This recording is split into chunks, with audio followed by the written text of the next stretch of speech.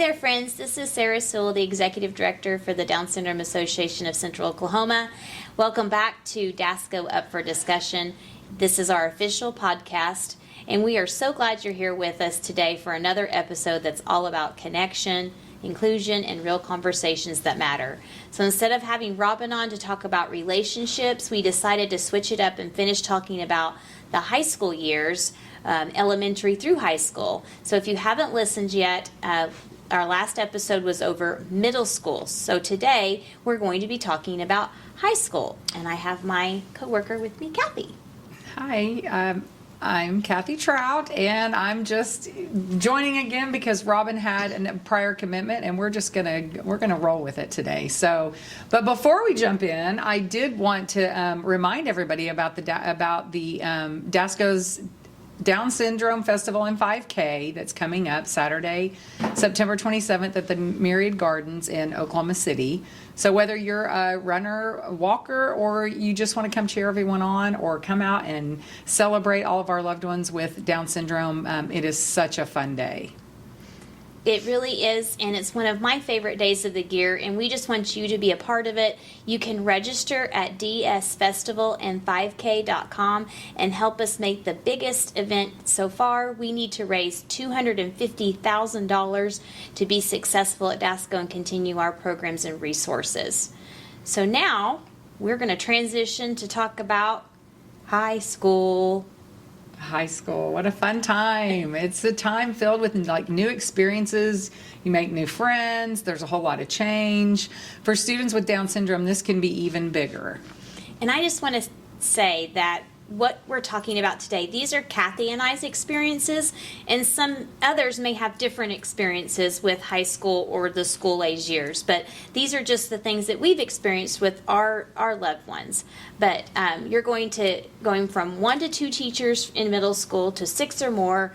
You're learning to navigate so many different things about big buildings, changing classes, managing lockers, and so it can be a little overwhelming for our loved ones. But we know, Kathy and I have experienced this, if we have the right supports for our loved one, it can also be a very exciting time and a chance for them to grow in their high school years and learn more than just the academic part. Oh, absolutely. Yeah. The amount of growth that I have seen with Addie in each phase, like through elementary, then to middle school, yes, and then on to high school was, I mean, like, I can't even describe it because I think, oh, she might not ever get this, and all of a sudden she's doing that plus more, whatever it might be.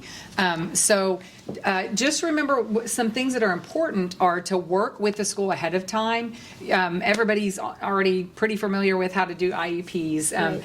And I know sometimes they don't go as we hope they will or as we plan, but if you make sure to get your IEP set up, even if you have to do one at the end of the school year or before the school year starts again, that's a recommendation that I have. Her IEP annual plan was in December, but we always met at the end of the year. Same. Just to go over how she did for the year and then to set the goals for the next year. And so not only just for academic, but also for job readiness and right, those DRS services that they qualify for. Those are things that are very important and need to be added to the IEP if they're not. Visiting the school before the first day is, again, we talked about that in middle school. Yeah. It's so helpful when you're transitioning to the next building or the next level, and even walking the schedule. It can help ease a lot of anxieties. Before we get started, we had some questions over. Yeah, we love questions. Email them. We love them. We've never got questions about our podcast before, so that was kind of exciting that we got a question about our podcast. That means somebody's listening. Hey, listener out there, because I know we just probably have one, but listeners. So the question was, we mentioned things about language and behavior challenges. Any tips or tricks?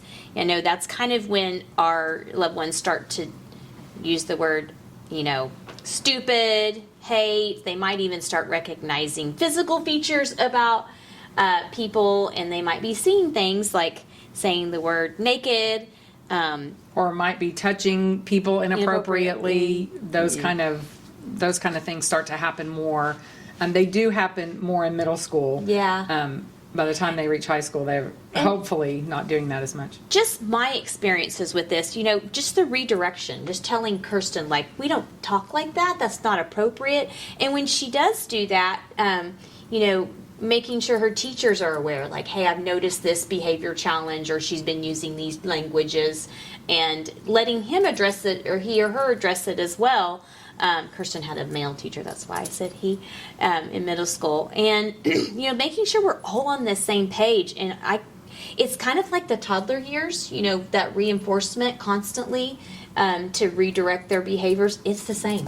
Yeah, Wouldn't you say? Yeah. Oh, I would agree. I think mostly the communication is important. Yeah. If something's happening at school, we want there to be a huge open line of communication between the teachers and the parent, because the quicker you can address something, the better.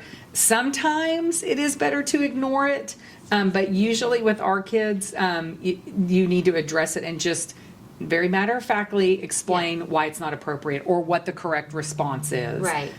Because they're literal thinkers, so they kind of always want to know the why behind it all, Right. And maybe explaining, maybe they're saying the word naked because they don't know what that really means. Right. So, or they've heard it on the bus and they think it's funny, or they got a laugh from somebody when they said something inappropriate, and then that makes them say it more and more frequently and more often, or giggling about it. And so that's definitely something that you want. The quicker you can address it, the quicker the behavior will go away from my experience. Kirsten, after we kind of talked about it, she just started calling people out when they said it. So. But she likes to call people out. I think that's hilarious about her. But also, it's very true. Like, if someone was saying a bad word, she's like, you shouldn't say that, or that's bad. And, she'd just be matter of fact about it. And then kind of made everybody pause for a moment, like, whoa, she just called me out. But yeah, I think it's no different than those toddler years when you're redirecting, we don't say words like that, or that's inappropriate, and knowing what the behavior is, right, and then addressing it. And it is also a good time to teach them more about, remind them, if you haven't already gone over the anatomically correct words and important. Yes, and the expected behavior. That kind of stuff is just, here is what is expected. Those are the things that it is not okay to touch a woman's breast at school, a teacher of whoever. It's not okay. And you can also use the slang term too. Don't touch their boobs, because that that's my and more explain, this is my personal body, this is their personal boundaries.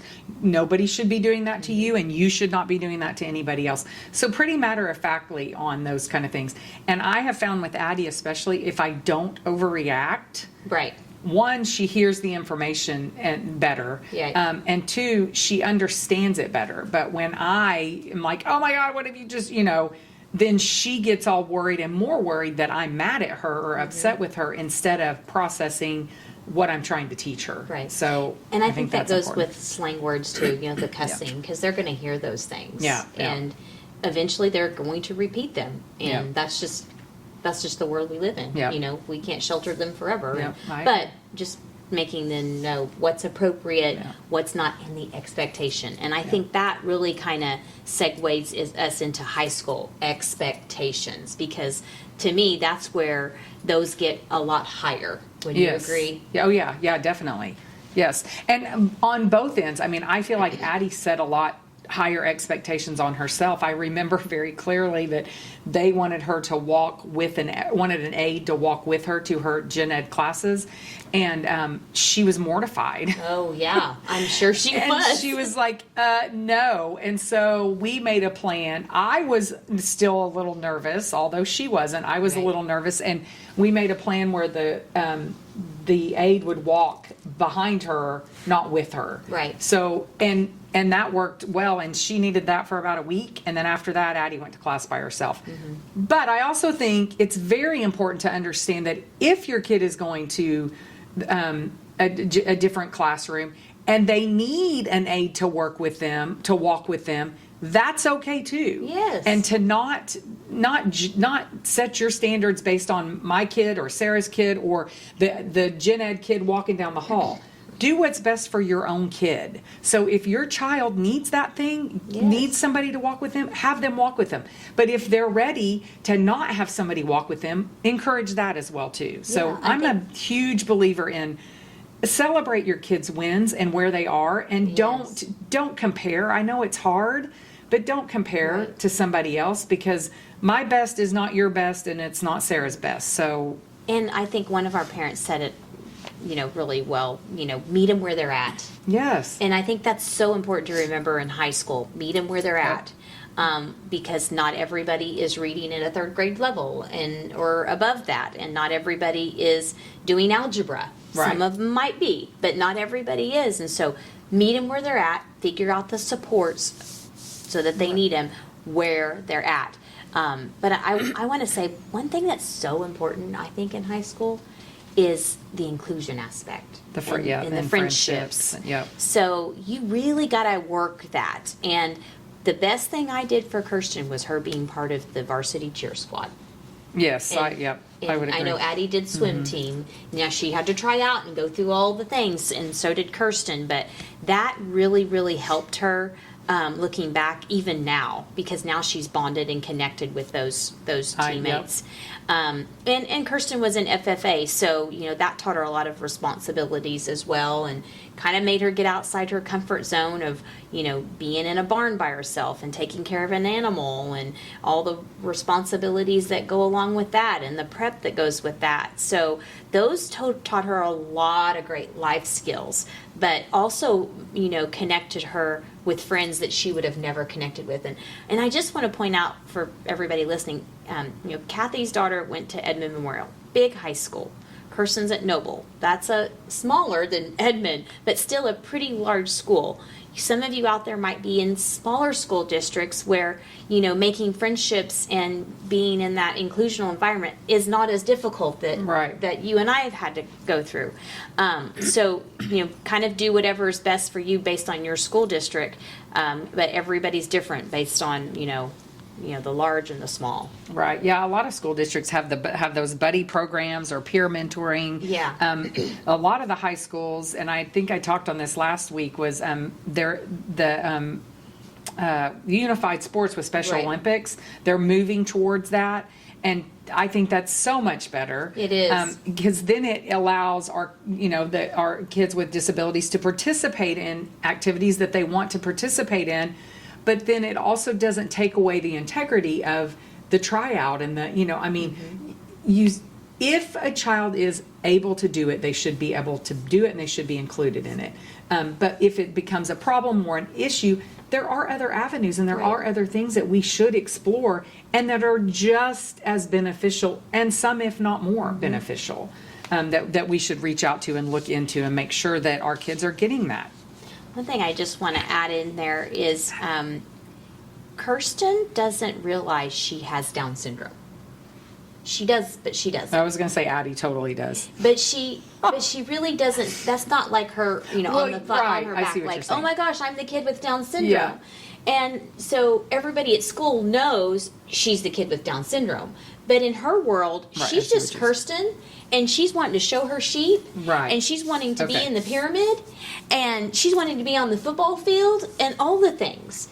And so when she sees the limitation, she's like, what? So I think that's where you start to see the maturity level change for our kids. And their expectations of themselves change. Yes. Because everybody else is doing it. Why can't I? Yep, they're learning and they're independent. They become way more independent. Yes. And way more vocal on, if they can do it, I should do it. I see what you're saying with that now. Yeah. So, Addie too. She knows she has Down syndrome. Right, okay. But she doesn't she doesn't see it like everybody like else. It should be a disability. Yeah. Other people see it as, that poor child that has Down syndrome. She sees it as, this is the color of my hair. But yes, this is just who I am. And that's the way we want everybody to look at all Right. of our selves and kids and everybody, Right. just like Down syndrome is just a different shade of gray or a different color of hair or Right. So I think that's good Yeah. for her, because there's no biases. She's like, I just want to, do this activity, and why Yeah. can't I go? I think the one thing that I struggled with in high school is the communication. Just not knowing everything that's going Yeah. on, and just kind of working with the teachers, because Kirsten couldn't bring things, you don't have papers that you bring home. There's not like a folder. Yeah. They're trying to make everybody be independent, and that just doesn't work for us. And I don't know that I have found the right balance just yet, because I'm trying to make Kirsten become more responsible for those things. Yes. But if y'all have any ideas, please share them. But I think, constant you're going to have to be in constant communication with the teachers, just to know, is there a spring dance? Is there a basketball game? Is there, what's going on that she could be involved in? Well, and the academic stuff. if you have any ideas, well, let me chime in because I do have an idea. Well, good. So I remember because Addie's really good at that now. She Yeah. didn't used to be, but she is really good at it now. And what I kind of started out as of, if you want to go to this football game, you're going to have to figure out what time it is, when it is, and all that. And the first game that she had to not be there when she wanted to be there because she didn't reply, didn't. Right. It was a big deal. Now, I could have gotten her there on time, on the time that she wanted to be there, but I wanted her to learn, if you don't communicate this to me, you're not going to be there on time. Right. Or it's not going to be, and I just had to be okay with her not being places where she needed to be on time for a few times. But she's got my schedule down now and hers. I mean, Of course she and does. before she did not, though. I mean, we really had to work on that. Of like with her swim meets and for her. They had to fill out the form for food because they had meat food, and if she didn't remind me, she was left out. She had to remind me that this had to be done because it was her food. It was for her, not and I really made. Slowly I introduced that, and Right. slowly I made her responsible on for certain things. That's and great. now she does it all. Yeah.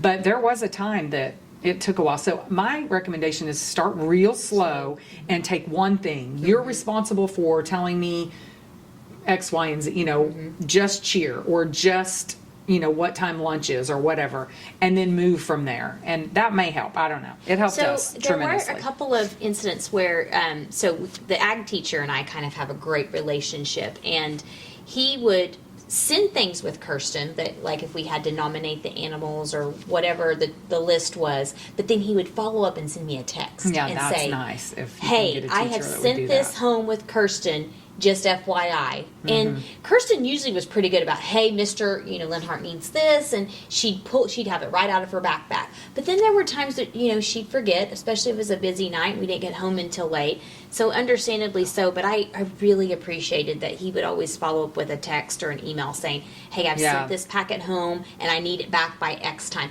Kirsten wouldn't always remember when it was needed, but she knew, hey, this has to be completed, Mom, and you better get it back to me tomorrow. Well, and that goes back to the relationships with your teachers and Yes, your and she had aides a and your great one with him. administration. If you have good, and as a parent, if you have good relationships with the school, no matter who it is, they'll go that extra mile and do that extra stuff a lot of times. And I So, think schools are getting better about doing these mass communications through different applications. I yes, think. yeah. I don't know what everybody uses, but I know that's better. So if there is like a fun activity like a winter formal, Right. you kind of know about that, or when prom is. I know those are always big things that Kirsten would never really know or want to go, but I would have to, put those on the calendar, and then she'd be like, "Oh yeah, I want to go to that." Right. But let's talk about those things, because I am kind of leery about sending her by herself a little bit. Not because she couldn't do it; it was just overwhelming for her, and I wasn't sure if she could make the connections. Now, prom she did fine with, but some of the other activities she just obviously couldn't do. It was just too much for her. Well, So and I think we just pulled out. think that's okay. I think so too. And but I kind of, it's sad because you, as a parent, you want them to want to do that Yes. stuff. But sometimes I think it's okay to just say, you know what, she doesn't want to do this. Like Addie went to prom, but she did not want to go to fall ball. And I was Yeah. like, why do you not want to go to fall ball? And then I started thinking, why am I making a big deal Yeah. about this? This is so much more work on me. And if she doesn't want to do this, let's not. I think the advice is just pick and choose what they want to do. Yeah. I mean, let them decide what they want And to do. encourage and Sure. try. But Yeah. if it's too much, or if they verbally say they don't want to go, I think it's okay to say, okay. One thing I really try hard to do is, if she has peers that are coming to watch her participate in something, we try to reciprocate that. So Yeah. if, Sally came to watch her, do a cheer competition, then by golly, we're going to go watch Sally play volleyball. So we really tried, and I tried to reinforce that to Kirsten. Like, remember, she came to watch you, and this is why we're going to go to watch her at the game.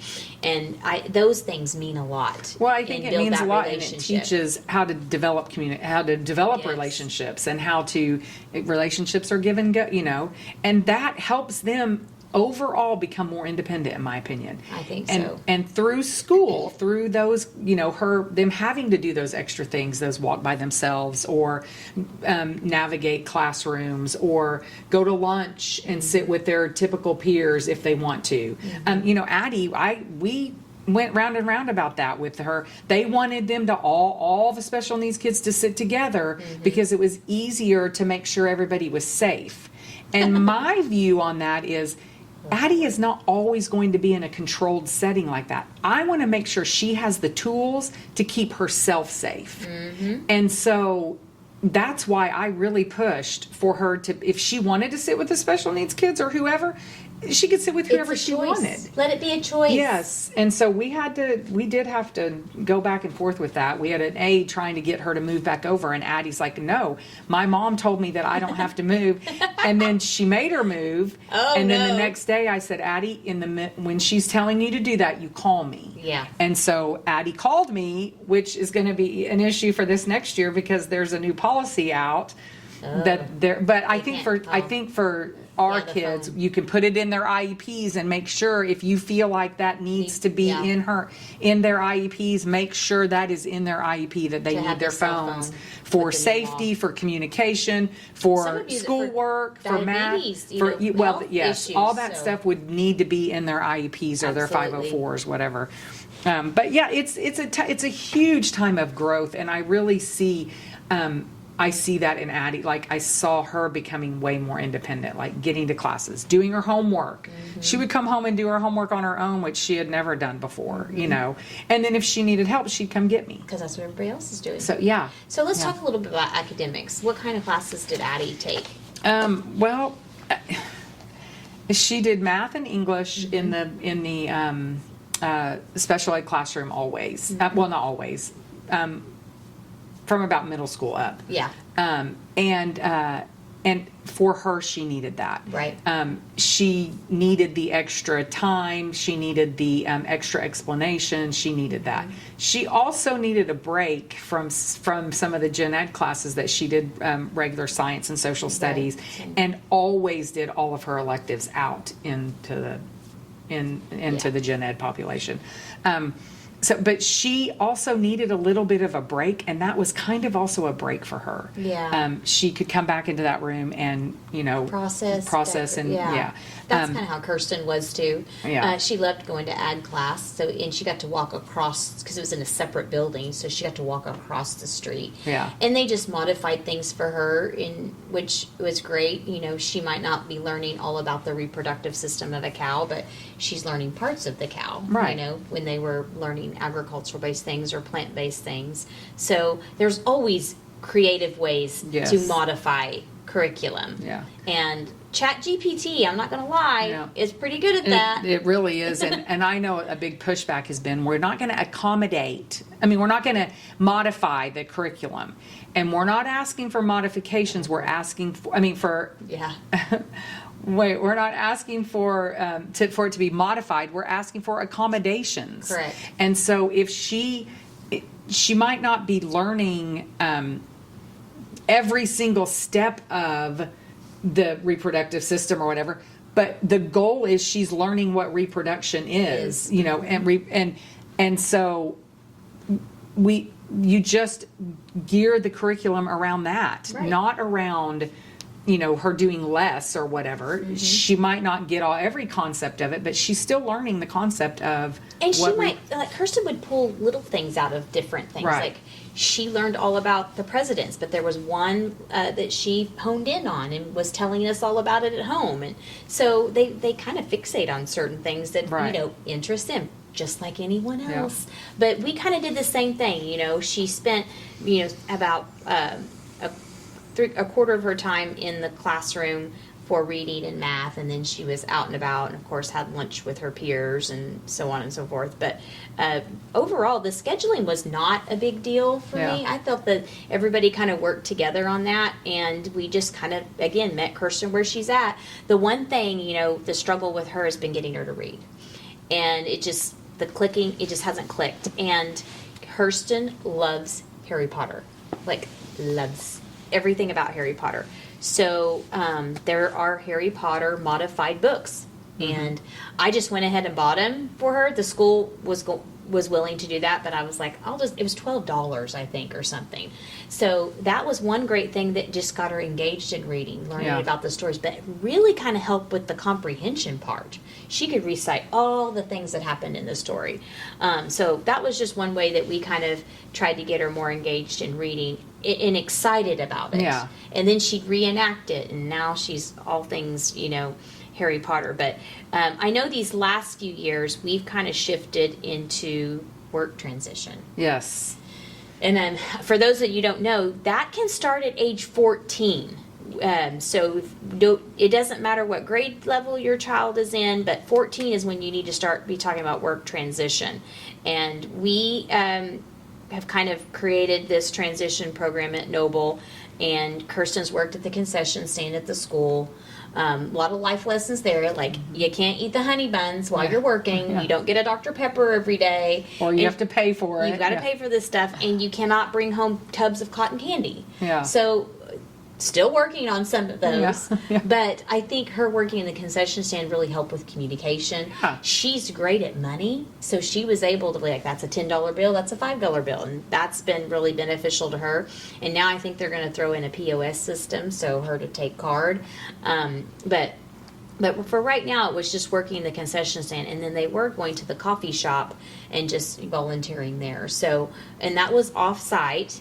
I don't know what it's going to look like this year, but I have asked, you know, what her work transition is going to be for the next 3 years, and you know, I'm sure we can craft it into whatever works best for Yeah. her. No, I agree. Addie's did work studies throughout almost, I think, all of high school. She was the football manager.